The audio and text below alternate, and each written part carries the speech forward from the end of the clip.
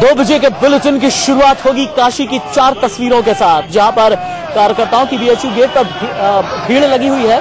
लोग नारेबाजी कर रहे हैं। आज सुबह 10 बजे से ही रामेश्वर चौरसिया पहुंचे हुए थे। रैपिड एक्शन फोर्स की 2 टुकड़ियां तैनात हैं बीएचयू के आगे के गेट पे और पिछले गेट पर। सड़क पर भी संग्राम मचा हुआ है। बीजेपी के तमाम कार्यकर्ता पहुंचे हुए हैं। इनका यह कहना है कि हमारे पीएम इन वेटिंग को आखिरकार रैली क्यों नहीं करने दी गई। और इन सब के बीच आज पहुंचे थे अमित शाह और अरुण जेटली, अनंत कुमार, विजय गोयल। जिस वक्त ये लोग पहुंचे थे उस वक्त की तस्वीरें हम आपको दिखा रहे हैं। आपसे लगभग 2-2.5 घंटे पहले।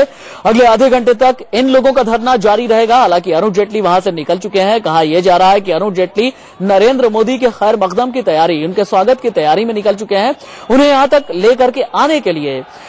लेकिन यहां पर महामना मदन मोहन मालवीय की प्रतिमा के आसपास किस तरीके की भीड़ लगी हुई है, ये इंडिया न्यूज आपको दिखा रहा है।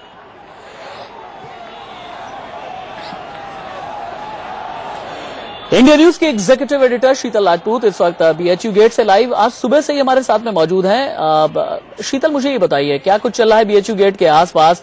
अभी अमित शाह कहां पर हैं? अमित शाह ने क्या कुछ कार्यकर्ताओं के साथ बातचीत की है? विजय गोयल ने क्या बातचीत की? अनंत कुमार ने क्या कुछ कहा? बिल्कुल, देखिए, कार्यकर्ताओं से इन तमाम नेताओं ने बात की और कहा कि आप लोग शांतिपूर्ण तरीके से यहाँ पर अपना विरोध प्रदर्शन करिए, किसी तरह से हंगामा मत करिए, ताकि किसी तरह की कोई शिकायत जो है वो प्रशासन को शिकायत का मौका ना मिले। उसके बाद से ये नेता मदन मोहन मालवीय की प्रतिमा के नीचे लगातार धरने पर बैठे हैं। राशिद, आपको एक अपडेट देना चाहूंगी। अब से थोड़ी देर पहले, तकरीबन 5 मिनट पहले हमने वहां जाकर उन नेताओं से पूछा कि आप और कितनी देर यहाँ धरने पर बैठेंगे, तो उनका कहना था कि 5-10 मिनट और वो बैठेंगे। 2 बजे का वक्त उन्होंने बोला है कि 2 बजे तक हम यहाँ बैठेंगे। ये विजय गोयल का कहना था और उनके साथ में रामेश्वर चौरसिया का भी कि 2 बजे तक हम बैठेंगे और उसके बाद हम यहाँ से चले जाएंगे। अब देखना होगा कि वाकई वो 2 बजे उठकर जाते हैं या नहीं, या कुछ देर और यहाँ बैठने का मूड बनाते हैं। लेकिन फिलहाल उनका ये प्लान था कि 2 बजे उन्हें उठना है। ठीक है शीतल, आप रहिए मेरे साथ में। यहाँ पर बनारस की फिजाओं का ये असर है कि राजनीति भी संस्कृति की उंगली पकड़ करके चलती है और गंगा की लहरों की तरह यहाँ राजनीति भी कल कल करती, पल पल बदलती रहती है। शीतल, रामेश्वर 2 बजे मैं वहां उठ गए क्योंकि 2 बजे तक ही था। हमने प्रशासन को सूचना कर रही थी कि 2 बजे तक ही हम बैठेंगे, क्योंकि उसके बाद मोदी जी की सभा है और मोदी जी का दूसरा जो कार्यक्रम है, यहाँ उतरने के बाद वो जाएंगे ऑफिस। कायदे से रोड शो नहीं है, परमिशन हमें नहीं मिली। और आश्चर्य है इस लोकतंत्र में कि जो प्रत्याशी यहाँ से लड़ रहा है उसको। ये बताइए, मोदी जी कितने बजे पहुंचे और आप लोग कहाँ जा रहे हैं? हम लोग ऑफिस जा रहे हैं, कुछ लोग कार्यक्रम में जा रहे हैं अपने जहाँ जिनके लगेंगे। मोदी जी यहाँ 4 बजे आएंगे, 4-4:30 बजे बीएचयू गेट पर बीएचयू में आएंगे और 4:30 तक उनको ऑफिस पहुँचना है। और उनका जाने का प्लान कितने बजे का है? वहाँ नहीं, उसके बाद फिर मिलना है उनको। कुछ प्रमुख 1.5 घंटे 150 लोगों से मिलना है, उसके बाद रात तक मिलना है। आपने बताया कि 4:30 बजे वो केंद्रीय कार्यालय जाएंगे, सभी कार्यकर्ता से मिलेंगे, चुनाव का पूरा जायजा लेंगे। क्योंकि उनका अपना क्षेत्र है तो वो चुनाव लड़ते हैं तो बहुत माइन्यूटली चीजों को ऑब्जर्व करते हैं, सारी चीजों का इन्फॉर्मेशन रखते हैं। तो सब वो देखेंगे और वार रूम भी देखेंगे। और बाकी ये इतनी देर के धरने में आपको क्या लगता है, आपने क्या पा लिया? देखो, धरना पाने के लिए नहीं होता है। हम एक बड़ी पार्टी है, जिम्मेवार पार्टी है। ये मालूम है कि हम सरकार बनाने जा रहे हैं। हम लोकतंत्र को मजबूत करने के लिए इलेक्शन कमीशन को आईना दिखा रहे थे कि देखो, अगर केजे राव रहता तो आप नहीं कर रहे हो, एक फोन अटेंड करके जनता को करता है। हम कह रहे थे कि आप मजबूत हो, प्रशासन का जो दुरुपयोग प्रदेश और केंद्र सरकार कर रही है उसको आप रोकें। चलिए, हमारे साथ बात करने के लिए धन्यवाद राशिद। जैसा कि इंडिया न्यूज पर हमने सबसे पहले बताया था कि 2 बजे धरना खत्म होगा, पूरे 2 बजे धरना खत्म हुआ है। रामेश्वर चौरसिया से अभी हमने बात की, उन्होंने बताया तमाम नेता यहाँ से अब जा रहे हैं धरना खत्म करके, और जिसकी जहाँ जहाँ ड्यूटी लगी है कार्यक्रम में या मोदी के दूसरे रैली में वो वहां पर जाएगा। लेकिन फिलहाल यहाँ से धरना जो है बीजेपी के नेताओं का वो खत्म हो चुका है। हमें रामेश्वर चौरसिया ने ये भी बताया कि नरेंद्र मोदी लगभग 4 बजे यहाँ बीएचयू ग्राउंड से पहुंचेंगे और 4:30 बजे का वक्त है जिसमें उनके केंद्रीय कार्यालय में पहुंचने का अनुमान लगाया जा रहा है, क्योंकि रोड शो नहीं होने वाला है। रोड शो की अनुमति प्रशासन ने बीजेपी को नहीं दी है। राशिद। ठीक है शीतल, आप रहिए हमारे साथ में। इस वक्त की बड़ी खबर यही है कि बीजेपी का मदन मोहन मालवीय की प्रतिमा के सामने बीएचयू गेट पर जो धरना था वो खत्म हो चुका है। जैसा कि शीतल राजपूत मेरी सहयोगी पहले भी जानकारी दे चुकी हैं।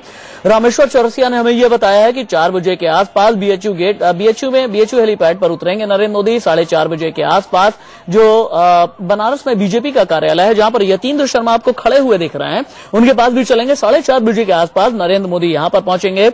यतीन्द्र शर्मा के साथ तमाम महिलाएं हैं, यतीन्द्र शर्मा के साथ बीजेपी के कार्यकर्ता भी हैं, उनके पास में चलेंगे। लेकिन उससे पहले हम आपको दिखाते हैं, इंडिया न्यूज के एग्जीक्यूटिव एडिटर शीतल राजपूत ने अमित शाह से बात की है, देखिए।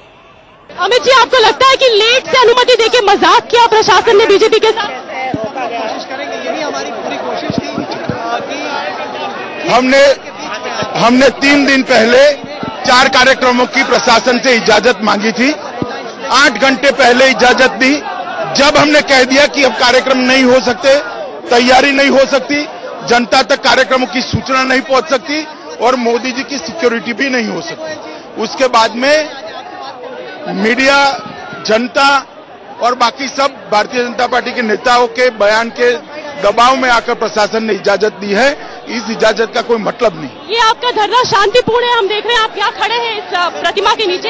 आपके कार्यकर्ता भी सुबह से यहाँ तैनात है, लेकिन प्रशासन ने जिस तरह से फोर्सेज लगाई है, उससे लगता है कि प्रशासन को आशंका थी कि कुछ बवाल होगा यहाँ।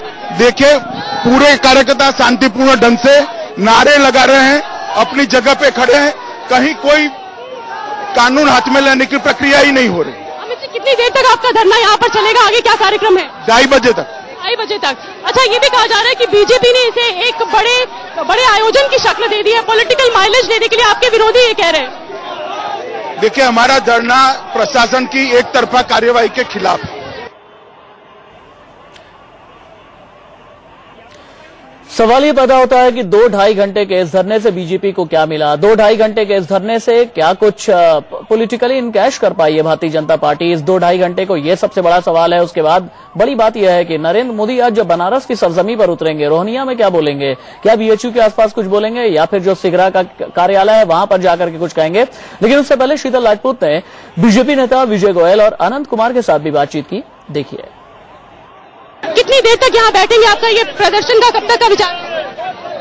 अभी मैं समझता हूँ हमारा विरोध प्रदर्शन चल रहा है, तो देखते हैं प्रशासन क्या करता है जी। हम तो यहाँ पर बैठे हुए हैं अभी। प्रशासन से आपको क्या उम्मीद है? आप कह रहे हैं कि देखते हैं प्रशासन क्या करे। प्रशासन जो है रूढ़ हो गया है, प्रशासन न्याय नहीं कर रहा है, और मैं समझता हूँ ऐसे के अंदर जो है लोकतंत्र का कोई मतलब नहीं रह गया है कि एक कैंडिडेट को उसकी सभा भी ना करने दी जाएगी। तो आपको लगता है कि अभी आप दिन भर यहाँ बैठेंगे? अभी तो शुरुआत है, देखते हैं आगे आगे कैसे करेंगे। आप किस चीज का इंतजार कर रहे हैं? नहीं, हम तो धरने पे बैठे हैं, हम क्यों इंतजार कर रहे हैं? आपने कहा ना कि आप प्रशासन का रुख। नहीं, अभी देखेंगे क्या होता है आगे, अभी तो धरना शुरू हुआ है। धरने में आगे इसका मतलब कुछ होने की उम्मीद है? इसका मतलब आगे कुछ होने की उम्मीद? नहीं, अभी पता नहीं, अभी कह नहीं सकते हैं। अनंत जी, ये जानना चाहेंगे कि अभी आपका विरोध प्रदर्शन कितनी देर और चलेगा? धरना कब तक है आप? देखिए, ये तो संघर्ष का शुरुआत है। लोकतंत्र के लिए हम संघर्ष कर रहे हैं। आरओ को हटाना चाहिए और केंद्रीय चुनाव आयोग हस्तक्षेप करना चाहिए, मध्य प्रवेश करना चाहिए, और वो मूक दर्शक नहीं बन सकती। मेरा सीधा सवाल, आप कब तक धरने पर बैठ? हम अभी इस धरना प्रदर्शन से एक संदेशा भेजा है। हम इसके बारे में तय करेंगे आगे इस हमारे अभियान को कैसे रूप दे। आपकी कोई मांग है? हमारा स्पष्ट तरीके से एक ही मांग है, यानी फ्री एंड फेयर पोल होना चाहिए।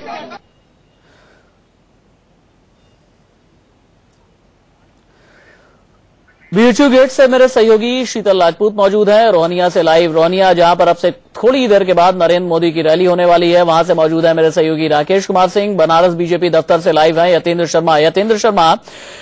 अब ये कहा जा रहा है कि 4:30 बजे के आसपास नरेंद्र मोदी बनारस बीजेपी के दफ्तर पहुंचेंगे। वहां पर उनका क्या कार्यक्रम है? कितने लोगों से मिलेंगे? क्या यहां की तैयारी है? क्या बात करेंगे? कहां जाएंगे?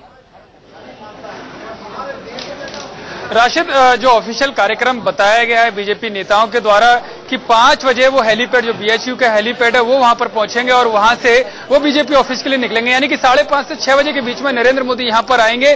खास बात यह है कि जो रोड शो की एक अनुमति मांगी गई थी बीजेपी के द्वारा प्रशासन से, लेकिन प्रशासन ने रोड शो की अनुमति नहीं दी, तो अब बीजेपी की तरफ से रणनीति बनाई गई है कि वो प्रत्याशी नरेंद्र मोदी पार्टी के नेता हैं, अपने कार्यालय तक जाने के लिए किसी अनुमति की जरूरत नहीं है, वो कार के द्वारा आएंगे और वो ऑटोमेटिकली, यानी कि बीजेपी की जो रणनीति है उसे रोड शो का स्वरूप दे दिया जाएगा। यानी कि कोई अनुमति की जरूरत यहां पर अब बीजेपी को नहीं पड़ेगी, वो अपनी रणनीति के तहत उसी को रोड शो बनाएगी और एक पॉलिटिकल माइलेज लेने की कोशिश करिए, एक माहौल बनाने की कोशिश यहां पर बीजेपी के नेता करेंगे। और उसके बाद जब बीजेपी ऑफिस में नरेंद्र मोदी आ जाएंगे तो अपने कार्यकर्ताओं से, जो प्रमुख कार्यकर्ता है, उनसे वो 1 से 1.5 घंटे की मुलाकात करेंगे। मेरे साथ तमाम महिलाएं हैं, तमाम कार्यकर्ता हैं। मैं आपसे जानना चाहूंगा किस तरह से जब मोदी आएंगे तो क्या स्वागत की तैयारी रहेगी? उनके स्वागत के लिए देश से जगह जगह से लोग आए हुए हैं और सारे लोग उनके इंतजार कर रहे हैं कि वो आए और उनका स्वागत हो, बहुत अच्छे से स्वागत हो।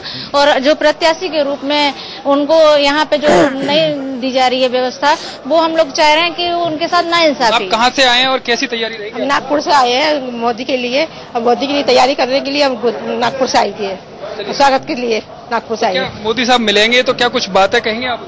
नहीं, हम लोग बात करेंगे। हम लोग क्या है, चूंकि देश का चुनाव है और इसमें राष्ट्रीय मुद्दे, चाहे महंगाई हो, भ्रष्टाचार हो, बेरोजगारी हो, गरीबी हो, इन मुद्दों पर चर्चा होना चाहिए। आपसे मैं जानना चाहूंगा कहां से आप आए हैं और किस तरह से स्वागत यहां पर मोदी का करेंगे? मैं मध्य प्रदेश के बियाबान जंगल मंडला जिले से आया हूं। मंडला जिला एक अंतिम छोर में खड़ा हुआ जिला है, आदिवासी जिला है। माननीय फग्गन सिंह कुलस्ते वहां के राज्यसभा सदस्य भी लोकसभा लड़ रहे हैं। माननीय मोदी जी के लिए मैं अनुसूचित जाति मोर्चे का प्रदेश कार्यकारिणी सदस्य हूं और सफाई काम से जानना चाहूंगा किस तरह से आप स्वागत करेंगे मोदी साहब का? मोदी जी का स्वागत हम करेंगे। मैं भदोही लोकसभा से हूं। मैं कल वोट किया, मैं पूरे क्षेत्र में भी घूमा, टहला, देखा। वहां के लोगों ने सेमीफाइनल तो जिता दिया है। अब 12 तारीख को फाइनल भी मोदी जी जीतेंगे। हम ओडिशा के केंद्रापड़ा सुजाता बारिक। चलिए ठीक है, यतेंद्र शर्मा दोबारा मैं आपके पास लौट करके आ रहा हूं। तो नरेंद्र मोदी से मिलने के लिए, उनकी एक झलक पाने के लिए नागपुर से लोग आए हैं, मंडला से लोग आए हैं, पड़ोस के भदोही से लोग आए हैं, जौनपुर से आए हैं, आजमगढ़ से आए हैं, तमाम लोग आए हैं। ये वो लोग हैं जो बार बार ये कह रहे हैं कि इस बार बनारस एमपी को नहीं चुनेगा, इस बार बनारस पीएम को चुनेगा।